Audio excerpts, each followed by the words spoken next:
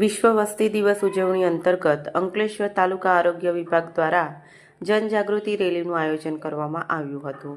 વસ્તી દિવસ ઉજવણી અંતર્ગત માતા અને બાળકની સુખાકારી માટે ગર્ભાવસ્થાના સ્વાસ્થ્ય સમયની થીમમાં બનવાની યોગ્ય ઉંમર જ્યારે શરીર અને મન હોય તૈયાર રાખવામાં આવી છે.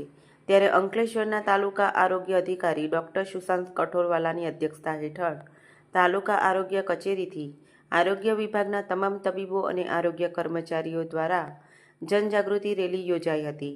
આ જનજાગૃતિ રેલી મુખ્ય માર્ગ ઉપરથી ચૌટા નાકા પહોંચી હતી. બાદ આરોગ્ય કચેરી ખાતે પરત ફરી સંપન્ન થઈ હતી. તાલુકા આરોગ્ય વિભાગ દ્વારા વિશ્વ વસ્તી દિવસ નિમિત્તે આરોગ્ય ક્ષેત્રે સકારાત્મક સંદેશો પહોંચાડવાનો પ્રયાસ કર્યો હતો. હું ડોક્ટર સુશાંત કઠોરવાલા, તાલુકા હેલ્થ ઓફિસર અંકલેશ્વર. આજરોજ 11મી જુલાઈ વિશ્વ વસ્તી દિવસ 2025 નિમિત્તે માં બનવાની ઉંમર જ્યારે મન અને શરીર હોય તૈયાર, આ થીમ પર વિશ્વ વસ્તી દિવસ અંતર્ગત રેલીનું આયોજન અંકલેશ્વર તાલુકામાં કરવામાં આવેલું છે.